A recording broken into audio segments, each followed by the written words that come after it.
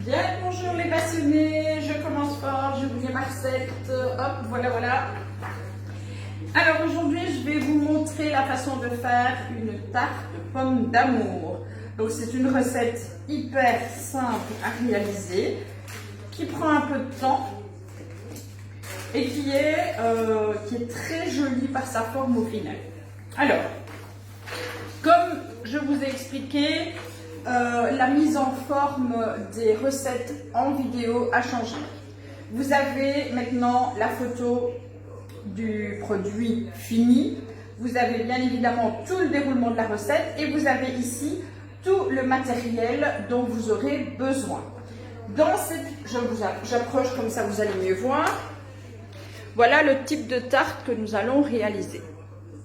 Alors je vous entends déjà me dire: oh mon Dieu, c'est trop compliqué, je ne sais pas faire ça. Si, vous pouvez le faire. Il suffit juste de le vouloir et d'écouter nos explications. Alors, en aval, j'ai préparé quelques petites choses pour que la vidéo ne dure pas 2 heures non plus. On n'est pas de Jenny Oliver, donc on fait avec les moyens du bord. Alors, pour faire cette tarte pomme d'amour, j'ai besoin d'un fond de pâte qui sera pour ma part sablé. Si vous voulez mettre de la pâte feuilletée, si vous faites vraiment comme vous voulez, comme d'habitude. Les bases de tarte, on vous laisse le choix. Moi perso, j'aime bien la pâte sablée pour ce type de tarte. Alors, première étape, j'ai fait une compotée de pommes. Donc cette tarte se fait avec des pommes golden. Pour la compotée, j'ai besoin de 20 g de beurre, 40 g d'eau et de 70 g de sucre que je mets dans la casserole. Je fais bouillir cette préparation. Donc pour faire une espèce de sirop de sucre dans laquelle je vais venir mettre mes pommes épluchées et coupées en morceaux. Vous voyez que j'ai fait évaporer, je montre de près, une bonne partie de l'eau. Pourquoi?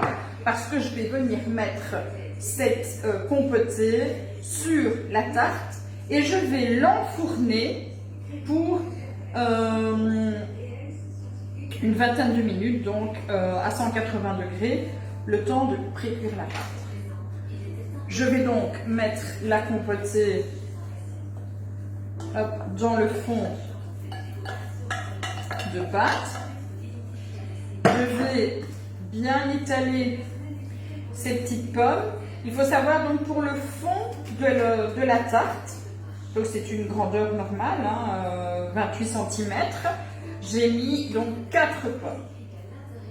Vous les écrasez un tout petit peu pour que ce soit bien réparti dans la pâtine. Hop, hop, hop. Et voilà, que chacun ait sa petite dose de compotée. Tous pareil, pas de jaloux. Voilà, on se retrouve d'ici une petite demi-heure pour vous montrer le placement des pommes de décoration. A tout de suite!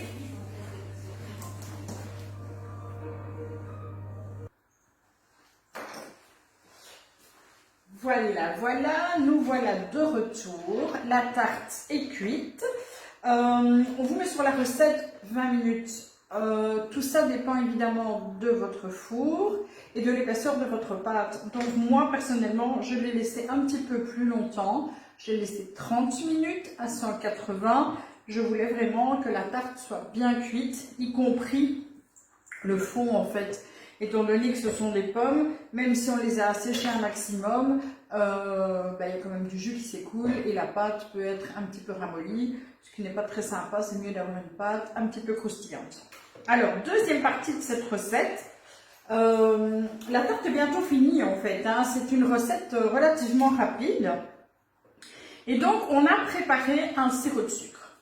Alors, dans ce sirop, j'ai mis 300 g d'eau, 2 pointes de couteau de colorant alimentaire rouge, vous voyez, ça donne vraiment une très jolie couleur. Et j'ai mis 200 g de sucre. J'ai dans un second temps épluché des pommes, je les ai évidées à l'aide d'un vide-pomme et j'ai plongé, je vous montre, vous voyez, les petites rondelles jusqu'à ce qu'elles deviennent malléables. Il m'a fallu environ 3 minutes. Maintenant, avec la quantité, je les suis prises en 3 fois. Pour être sûr que toutes les pommes soient bien colorées, soient jolies et ce côté un petit peu qui est cuit mais sans être flasque quoi. Donc voilà. Alors ça, c'était pour la précision. Le sirop qui nous reste, puisque forcément après la cuisson des rondelles de pommes, il nous reste du sirop. Ce sirop, en fait, je l'ai laissé réduire. Et vous voyez, ça me fait un beau petit caramel, comme les pommes d'amour. Et vous verrez à quoi il nous servira tout à l'heure. Alors les rondelles, je ne vous ai pas précisé, mais vous l'aurez compris, vous les coupez à la mandoline, attention à vos petits doigts, ou alors vous les coupez au couteau. Essayez quand même de faire des tranches très régulières, le résultat visuel n'en sera que plus beau. Alors, pour finir cette tarte, j'y arriverai, je vais vous montrer comment on va procéder pour avoir cette jolie rose qui va s'étaler sur toute la grandeur de la tarte. Alors, on va prendre une rondelle et les unes après les autres, on va aller les déposer. Vous voyez, par facilité, j'ai la chance d'avoir un plateau tournant. Et franchement, pour ce genre de recette, c'est vraiment, vraiment le pied. Voilà, voilà. Et donc, ça dure un petit temps. Hein. Vous voyez, vous les chevauchez. Hop, bien, bien. Il y a donc au total 6 pommes golden. Ne prenez pas autre chose. La recette dit des pommes golden. Prenez des pommes golden. Parce que les autres, donc la pomme golden va se tenir à la cuisson et permettre de ne pas tomber en compote en fait. Et c'est pas l'objectif non plus. En plus, la pomme golden, j'y arriverai, est un petit peu plus acidulée.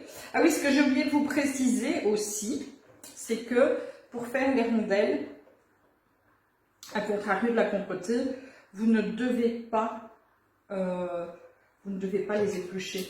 Vous laissez simplement la peau. Alors, la dernière de la première rangée, vous voyez, je vais superposer, hop, comme ça.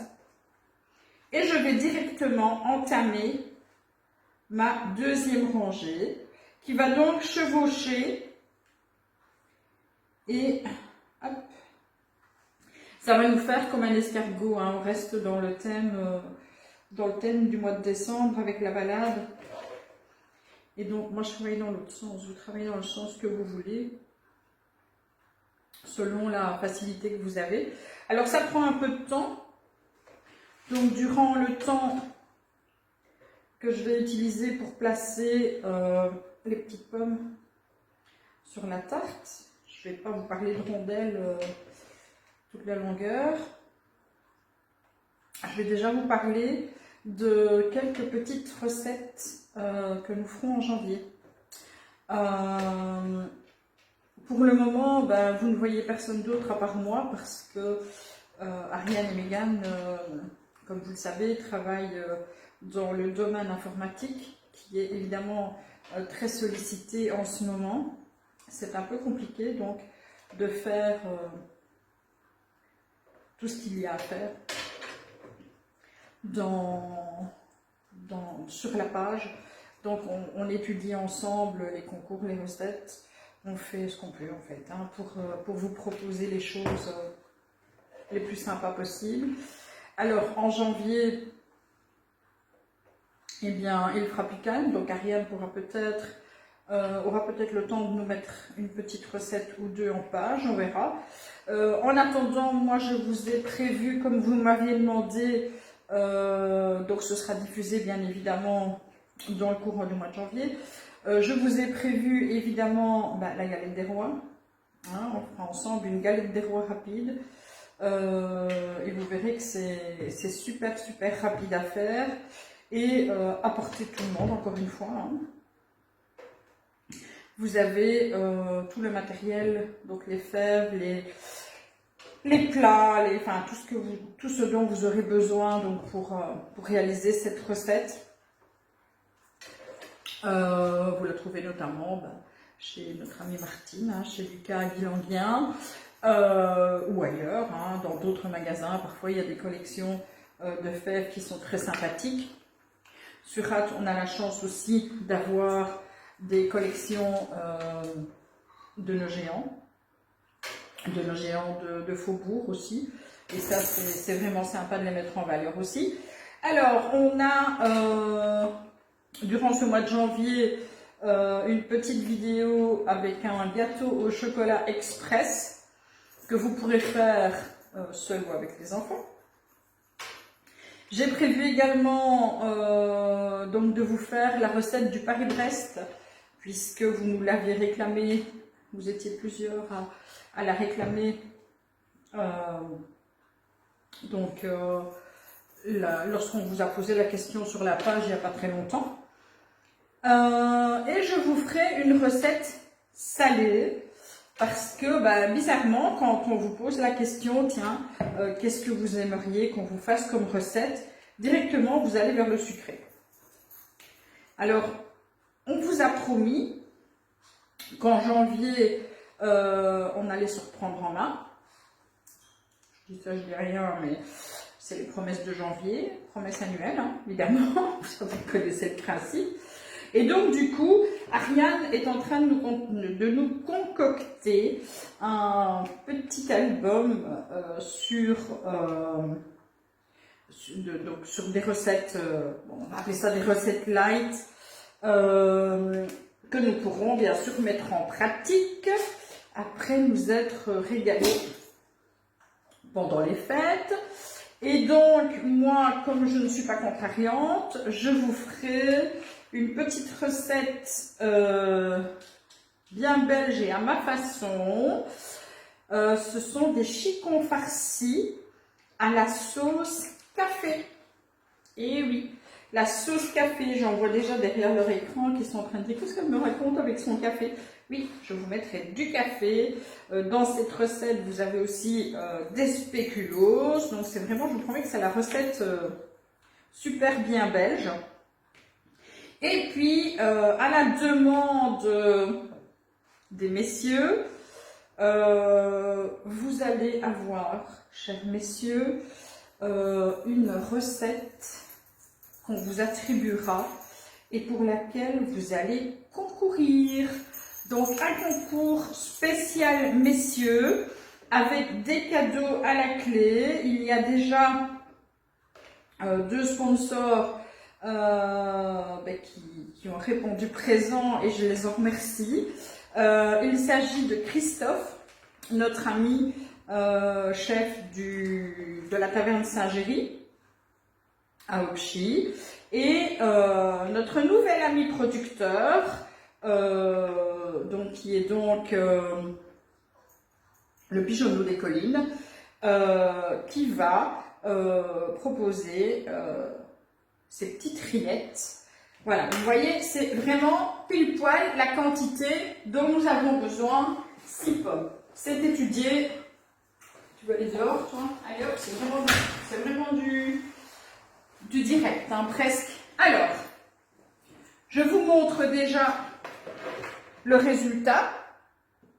Vous voyez? Tout en papotant, c'est pas bien compliqué à faire. Il me reste le sirop de sucre que j'ai laissé tout à l'heure. Comme d'hab, de la vaisselle, s'il y a des amateurs. On dit ça à chaque fois, il n'y a jamais personne. Alors, le sirop de sucre, je m'arme de mon petit pinceau. Pinceau que vous trouvez évidemment un peu n'importe où. Et je vais appliquer un petit peu pour donner